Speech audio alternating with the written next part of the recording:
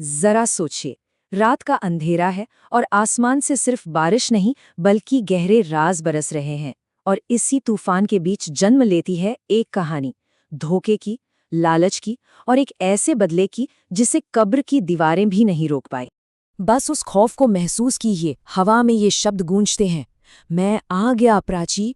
आवाज उसके पिता की है, लेकिन सामने जो खड़ा है वो एक जीता जागता बुरा सपना है। उसका आधा जला हुआ चेहरा अंधेरे में चमक रहा है।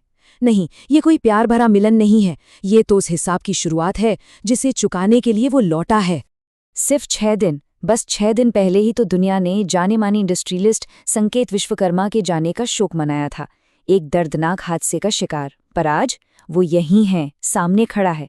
मतलब न्यूज़ रिपोर्ट्स गलत थी, मौत अंत नहीं थी बल्कि एक शुरुआत थी, और वो यहाँ सांत्वना देने नहीं, सच का पर्दाफाश करने आया है। तो इस पूरे तूफान के सेंटर में है प्राची। वो अपने पिता के बिखरे हुए साम्राज्य को समेटने की कोशिश कर रही है, उनके जाने की गम से लड़ रही है। देखिए, वो बोर्ड मीटिंग्स के लिए, बिजनेस के दुश्मनों के लिए, एक बड़ी विरासत को संभालने के दबाव के लिए, इन सब के लिए तो तैयार थी। लेकिन वो जिसके लिए बिल्कुल तैयार नहीं थी, वो ये कि उसकी सबसे बड़ी चुनौती खुद कब्र के उस पार से आएगी। तब सुर्खियां हर जगह थीं, हर अखबार में, हर न्यूज़ चैनल पर। एक दर्दनाक ट्रेन हादसे ने उद्योग जगत के एक दिग्गज की जान ले ली, और दुनिया ने इस बात को मान भी लिया। एक और भयानक लेकिन सीधी साधी कहानी। लेकिन उस स्याही और झूठ के नीचे एक कहीं ज्यादा गहरा और खौफनाक सच उबल रहा था। प्राची अब अपने पिता की कुर्सी पर बैठ गई है, लेकिन उनकी परछाई बहुत लंबी है। वो चारों तरफ से घिरी हुई है, सिर्फ एक बड़े साम्राज्य की चुनौतियों से नहीं, बल्कि उन चेहरों से जिन्हें वो जानती थी, जिन पर उसे भरोसा करना चाहिए था। लेकिन अब उनकी आंखों में उसे सहारा नहीं दिखता, उसे भूख दिखती है, लालच दिखता है। कहते हैं ना, मौत सिर्फ इंसानों को अलग नहीं करती, वो चेहरों से नकाब भी नोच लेती है। और विश्वकर्मा परिवार के शोक के दिखावे के पीछे गिद्ध मंडराने लगे थे। हवा में जैसे लालच का जहर घुल चुका था, और प्राची को जल्दी एहसास हो गया कि वो सांपों के एक घोंसले में अकेली खड़ी है। तो इस खेल में कौन कौन है, चलिए देखते हैं। एक तरफ है प्राची, जो अपने पिता की विरासत के लिए लड़ रही है। उसके सामने खड़ा है संजीव, उसका महत्वाकांक्षी चाचा, जिसे लगता है कि ये हक उसका है। और सबसे चौंकाने वाली बात यह है कि उसकी अपनी माँ सुचित्रा संजीव का साथ दे रही है। और फिर है हर्ष, वो सहारा देने वाला बॉयफ्रेंड। लेकिन सत्ता के इस खेल में हर कोई शक के घेरे में है। और फिर टकराव की चिंगारी भड़क ही उठती है। जब उसकी माँ और चाचा उस पर बिजनेस छोड़ने का दबाव डालते हैं, तो प्राची डट कर खड़ी हो जाती है। साफ साफ कह देती है, वो बिजनेस मेरे डैड का है, मैं उन्हें कुछ नहीं देने वाली। बस अब जंग का मैदान घर के अंदर ही सज चुका था।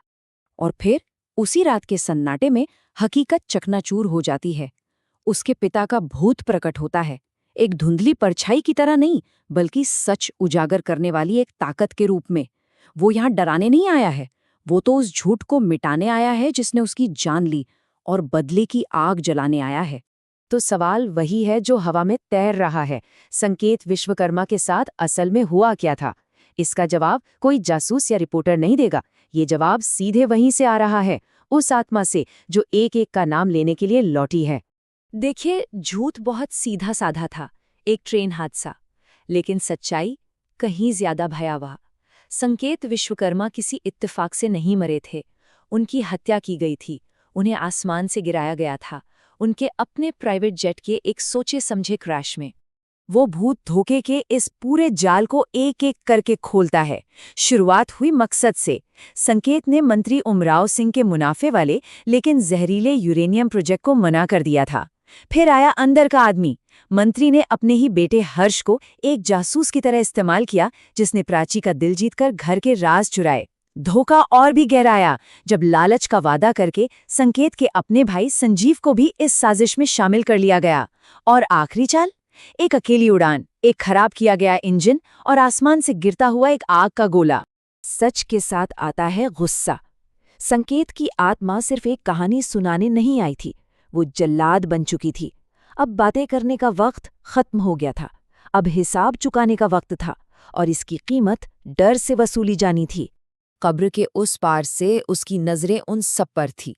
हर्ष, वो जासूस, संजीव, वो धोखेबाज भाई, सुचित्रा, वो पत्नी जो साथ न दे सकी, और उमराव सिंह, इस पूरी साजिश का मास्टरमाइंड। जंजीर बन चुकी थी और अब वो उन सबको खींचकर बर्बादी की ओर ले जाने वाली थी। बचने का कोई रास्ता नहीं था। और बदले की शुरुआत होती है। बाकी धोखेबाजों की आंखों के सामने हर्ष एक अनदेखी ताकत की कठपुतली बन जाता है। उसे हवा में उठाया जाता है और फिर एक पल की खामोशी और उसे इतनी जोर से दीवार पर फेंका जाता है कि हड्डी और पत्थर एक साथ टूट जाते हैं। पहला और सबसे क्रूर पैगाम भेज दिया गया था। और आखिर में बारी आती है मास्टरमाइंड की।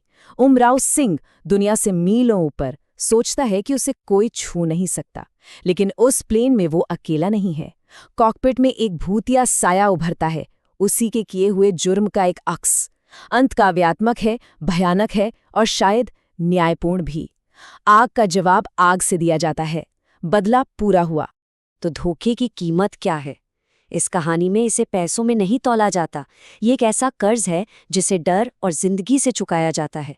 ये हमें याद दिलाता है कि लालच सिर्फ शिकार के लिए ही नहीं, बल्कि आखिर में शिकारी के लिए भी कब्र खोदता है। और अंत में हम इसी एक परेशान करने वाले सवाल के साथ रह जाते हैं। जब इंसाफ का तराजू काम करना बंद कर दे, जब अमीर और ताकतवर लोग कानून से ऊपर हो जाएं, तो क्या होता है? क्या इसे इंसाफ कहा जा सकता है, या ये अंधेरे का एक और अंधीन सिलसिला है? जब बदला खुद कब्र से उठ खड़ा होता है, तो कोई आसान जवाब नहीं मिलता।